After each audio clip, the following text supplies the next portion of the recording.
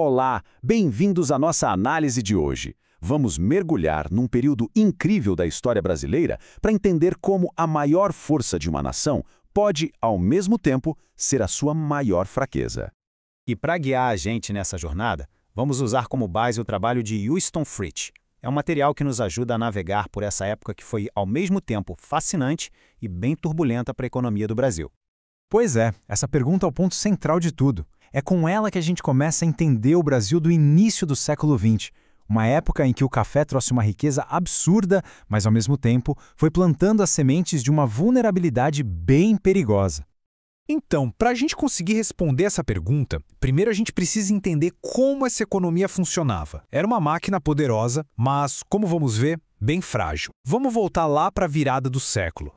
Pensa só, a riqueza toda do país vinha, basicamente, de navios atravessando o oceano lotados de produtos primários. Era um motor de crescimento que, nossa, impressionava. Só que o combustível para essa máquina toda vinha de fora, né? Dependia totalmente da demanda e do dinheiro que vinha do exterior. E essa estrutura toda, que a gente pode chamar de reino do café, era exatamente isso. Por um lado, super poderosa, por outro, incrivelmente vulnerável. O autor deixa isso bem claro. O ponto fraco desse sistema era a sua vulnerabilidade a choques externos. Imagina só, uma guerra lá na Europa, uma crise financeira em Nova York. Eram eventos que o Brasil não tinha o menor controle, mas que podiam simplesmente abalar toda a sua estrutura econômica. E o mais curioso é que mesmo com essa fragilidade toda escondida, o Reino do Café viveu uma verdadeira era de ouro. Uma época de tanta prosperidade que para muita gente parecia que nada podia abalar. E foi um período de bonança mesmo. A economia crescia, em média, mais de 4% ao ano. Era um ritmo bem forte para a época. Só que mesmo nesse auge todo, tinha uma sombra que não saía de perto, a superprodução crônica de café. Parece um paradoxo, né? Mas produzir demais ameaçava derrubar os preços, e isso forçava o governo a intervir o tempo todo. E a grande sacada para lidar com isso foi uma política que ficou conhecida como valorização. Era um esquema bem inteligente, sabe?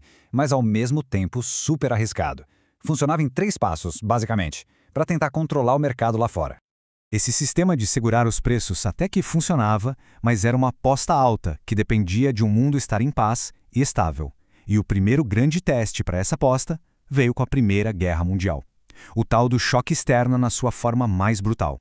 De uma hora para outra, o conflito na Europa simplesmente paralisou o comércio mundial. As rotas marítimas, que eram as veias por onde corria a riqueza do Reino do Café, foram cortadas. E aquele equilíbrio financeiro delicado começou a desmoronar.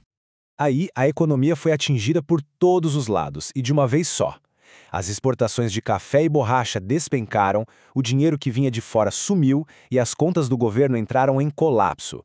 Foi uma verdadeira tempestade perfeita. E aqui tem um ponto-chave. O Brasil foi obrigado a se fechar, a olhar para dentro. Teve que romper, mesmo que temporariamente, com todo o sistema financeiro internacional do qual era tão dependente.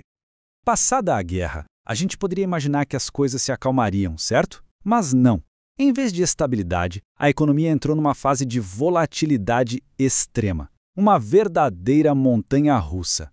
Agora, olha que interessante esse gráfico. Ele mostra bem essa gangorra, né? A gente vê um boom, assim, gigantesco em 1919, para logo em seguida, em 1920, vir um colapso de preços vertiginoso. Uma loucura. E qual foi a resposta para essa montanha-russa? Dobrar a aposta. Em vez de ser só uma medida de emergência, o governo transformou a defesa do café em política permanente de Estado. Só que isso criou um ciclo vicioso, né? Porque, ao garantir um preço alto, o governo incentivava mais gente a plantar, o que gerava mais café sobrando, que o próprio governo tinha que comprar. Bom, esse cenário todo foi preparando o terreno para o colapso final, um colapso dramático de todo o sistema. O sistema estava no limite. Por fora, parecia tudo estável, tudo sob controle, mas por dentro era extremamente frágil. Era como um castelo de cartas, sabe? Pronto para desabar com qualquer sopro. E aqui a gente vê a sequência de eventos que levou ao fim. Foi uma combinação fatal, primeiro, uma safra gigantesca, recorde, e logo depois o crash da Bolsa de Nova York, que cortou o crédito do mundo todo. Foi o golpe que faltava. Esse golpe final não foi só econômico, não. Ele simplesmente demoliu a ordem política que estava no poder havia 40 anos. E aí fica a reflexão, né? Será que uma economia inteira construída em cima de um único produto, ainda mais um produto tão instável, será que ela já não nascia com destino traçado para desmoronar? Fica aí a questão para a gente pensar.